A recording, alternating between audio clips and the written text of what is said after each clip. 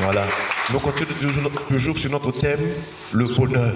Et nous avons compris, nous sommes en train de réaliser depuis le début de cette année combien le Seigneur nous a créés pour vivre le bonheur. Dieu nous a créés. Dieu nous a créés pour vivre le bonheur. Et c'est ce bonheur que le diable attaque. Le diable attaque la vie des hommes. Il attaque les hommes pour que ceux-ci ne puissent pas vivre le bonheur pour lequel Dieu les a créés. Et vous allez remarquer que dès que Dieu va créer l'homme, Dieu ensuite va planter un jardin en Éden, là où il y avait les délices. Et il prit l'homme qu'il avait formé, il le plaça dans le jardin. C'est vrai que l'homme devait cultiver le jardin, garder le jardin, mais dans le jardin, il y avait le bonheur, il y avait la joie, il y avait l'harmonie, il y avait la paix. Est-ce qu'on peut acclamer le Seigneur? Chers frères et sœurs, Jésus est venu pour nous ramener ce bonheur-là. Parce qu'après la chute d'Adam et Ève, la malédiction est rentrée. La mort que Dieu disait aussi à Adam, c'était le signe de la malédiction. Parce que là où il y a la malédiction, nécessairement il y a la souffrance. Or, quand Dieu a créé Adam, il n'y avait pas la souffrance. Et après la chute, Dieu a commencé à prononcer les malédictions. Et dans ces malédictions, nous voyons un mot qui vraiment est beaucoup cité, la souffrance. Donc aujourd'hui, si les gens souffrent, c'est le signe aussi de la malédiction. Mais cette malédiction vient du fait que les gens pêchent volontairement. Et nous voyons comme un paradoxe dans la vie des hommes. La Bible déclare le salaire du péché, c'est la mort. Les hommes vivent volontairement dans le péché, tout en craignant la mort. C'est-à-dire les hommes ont peur de mourir, mais ils vivent dans le péché alors que c'est le péché qui conduit à la mort. Attention, chers frères et sœurs, nous qui avons reçu la grâce d'être à l'église, d'être à l'écoute de la parole, nous devons obéir à la parole de Dieu pour s'échapper à ce danger, pour s'échapper à la mort.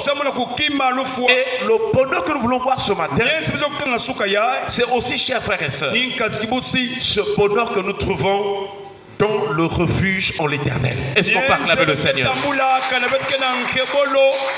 Nous sommes en train de voir les niveaux du bonheur. Et le quatrième niveau, donc, c'est le refuge en l'Éternel. Une personne qui accepte, une personne qui reconnaît que la protection ne se trouve qu'en Dieu, cette personne sera dans le bonheur. Une personne qui comprend que Dieu est un abri, elle sera dans le bonheur. Mais ceux qui font chez les féticheurs, en fait, ils veulent aussi trouver la protection. Ceux qui courent après les devins, les astrologues, ils ont besoin de la protection, mais ils n'ont pas encore rencontré le vrai protecteur. J'aimerais te dire ce matin, tu es vraiment un homme, une femme bénie, parce que tu as rencontré le vrai protecteur. Tu as rencontré l'abri sûr. Tu as rencontré une haute retraite. Tu as rencontré le refuge.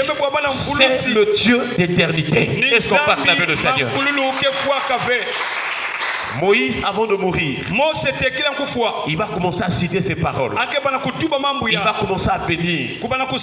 Je prie que nous aussi, un jour, quand nous allons mourir, avant que nous quittions cette terre, que nous puissions bénir les autres. Car dans nos familles, il y a des gens avant de mourir qui maudissent. Dans les quartiers, il y a des gens avant de mourir qui maudissent. Non, chers frères et sœurs, que Dieu nous donne d'être des enfants et des familles de bénédiction au nom de Jésus. Moïse, avant de mourir, il est en train de déclarer, de libérer les bénédictions.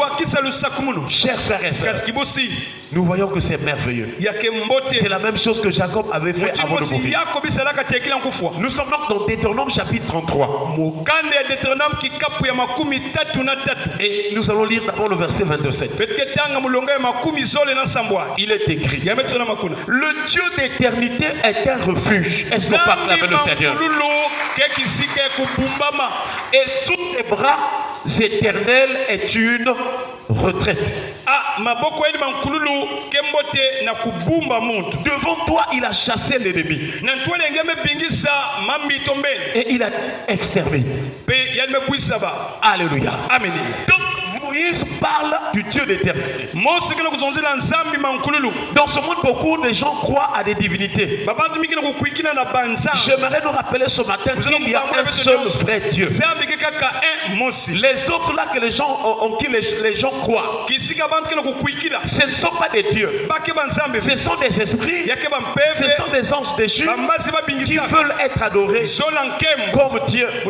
Et c'est le diable qui en est l'auteur de cette fausse adoration. C'est lui l'ange qui s'était rebellé à Dieu parce qu'il voulait avoir aussi l'adoration. Il voulait être adoré, vénéré. J'aimerais nous rappeler ce matin, il y a un seul Dieu et ce Dieu là s'appelle l'Éternel. Dans le Deutéronome, il est dit à Israël, écoute Israël, écoute Israël, l'Éternel ton Dieu est le seul éternel.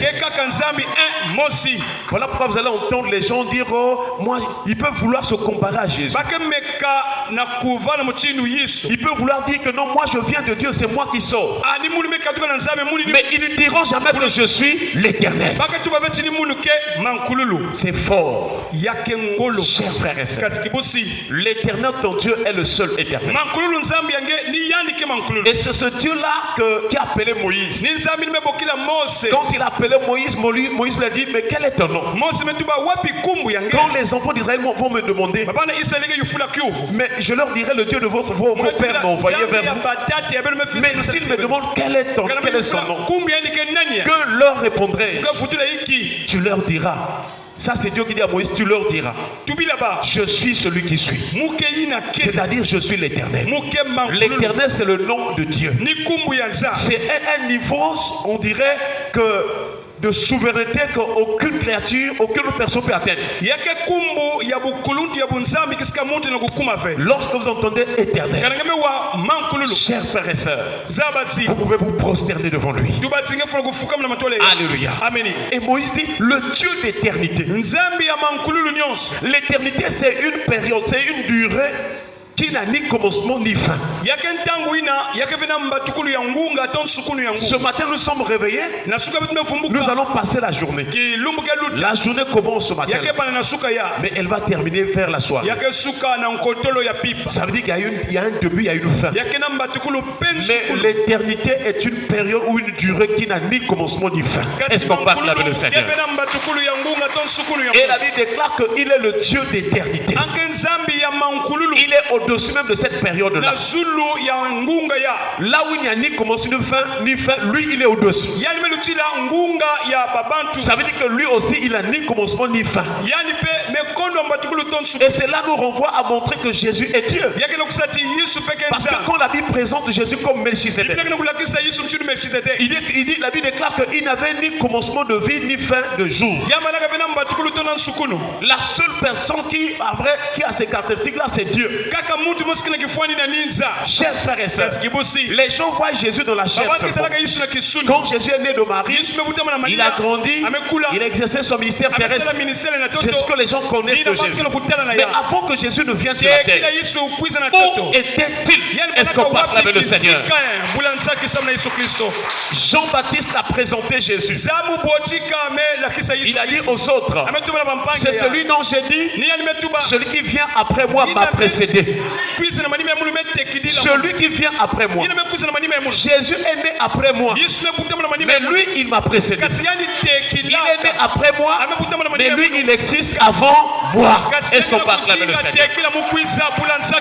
Il parlait de l'éternité de Jésus. Si tu ne crois pas que Jésus est éternel, tu ne peux pas être sauvé. Tu ne peux pas aller au ciel. Parce que c'est l'éternel qui est un refuge. C'est en croyant que Dieu est éternel que notre âme va être protégé. Alléluia. Voilà pourquoi Moïse, le Dieu d'éternité, est un refuge. Le refuge, c'est le lieu où on se refuge. Le refuge, c'est le lieu où on se retire pour échapper à un danger. S'il y a un danger qui existe dans ce monde, ce n'est pas le danger des accidents que tu vois. Ce n'est pas le danger, je ne sais pas, des situations que tu vois.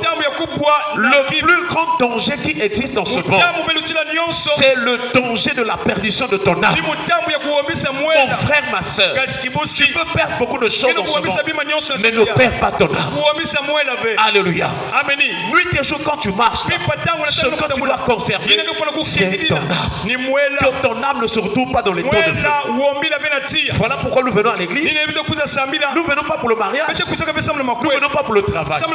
Parce que ça, même si tu viens pas à l'église, tu peux te marier, tu peux avoir du travail, tu peux voyager, tu peux être en bonne santé, même si tu viens pas à l'église. Mais il y a des choses qu'on ne peut pas obtenir tant qu'on n'est pas en Christ. La protection de ton âme, ton éternité, le salut éternel, la vie éternelle, on ne peut l'avoir que quand tu vas venir à Jésus.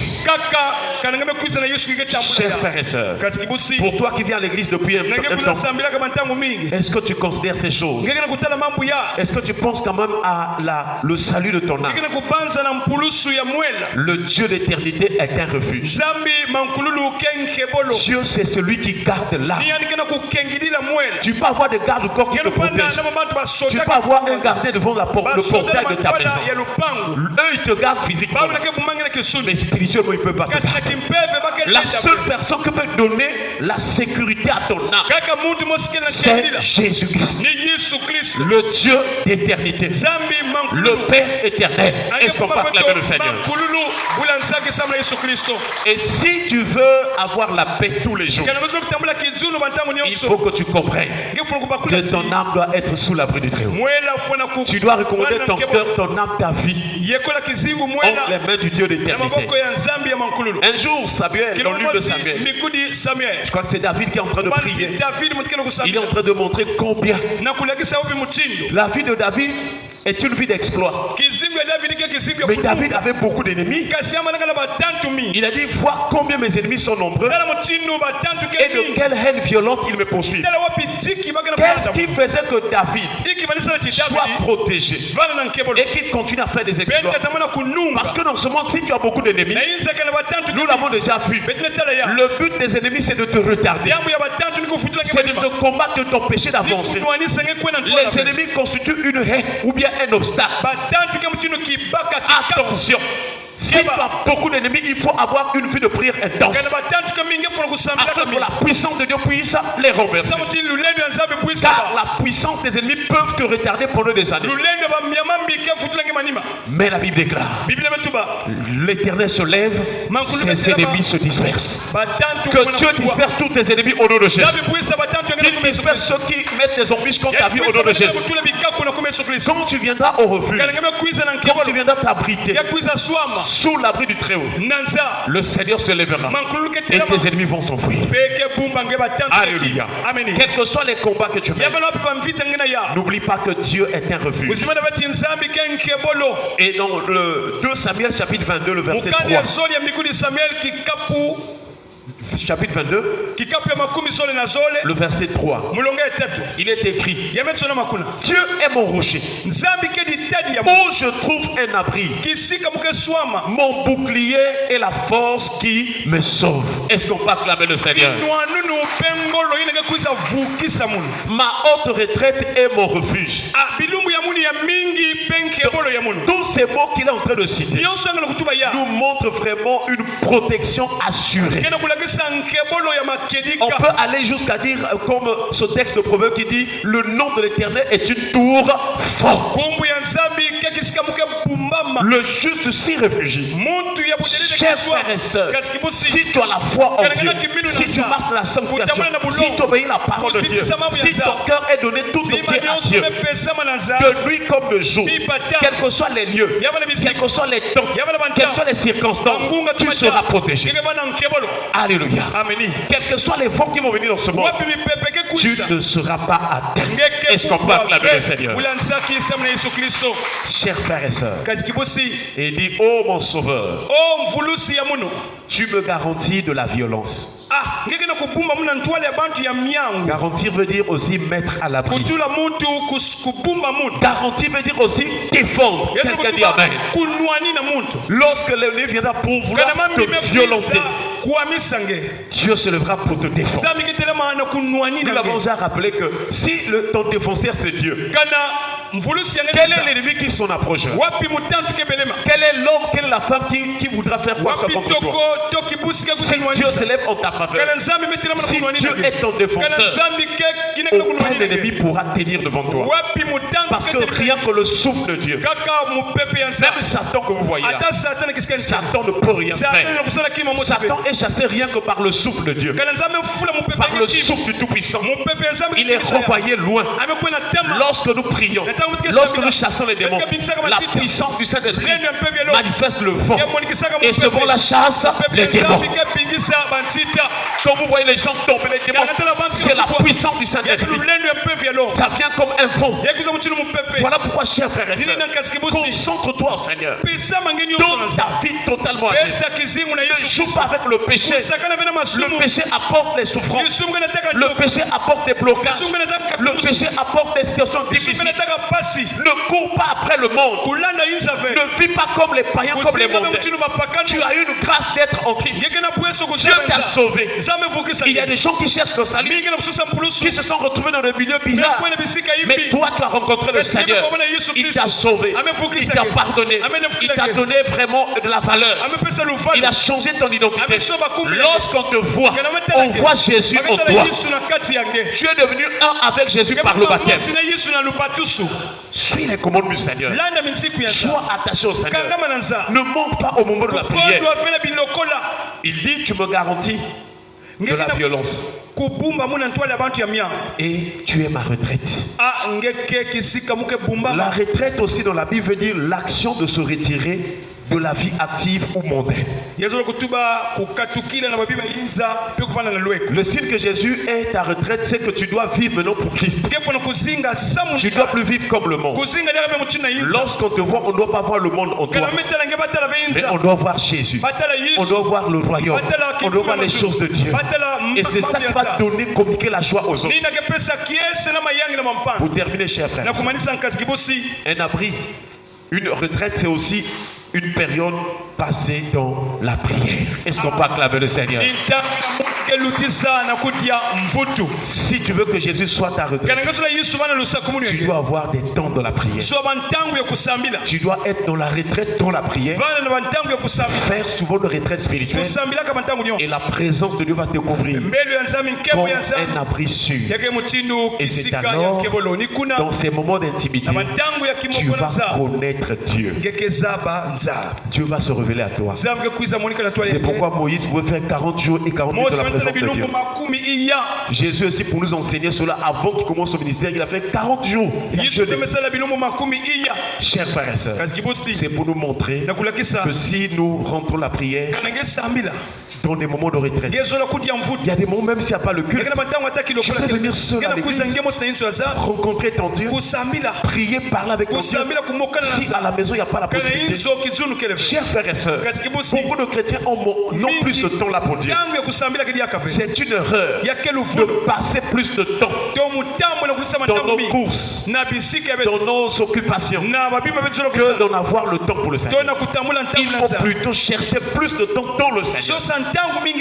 Parce que ceux qui habitent sa maison, parce que ceux qui ont pour appui l'éternel, la Bible déclare, ils trouvent dans leur cœur des chemins tout tracés. Que Dieu nous aide à nous donner totalement à lui et à réaliser. C'est lui le Dieu de l'éternité. C'est lui le refuge. Personne n'était dans la prière. Nous remercions le Seigneur pour sa parole et nous prions le Seigneur au nom de Jésus.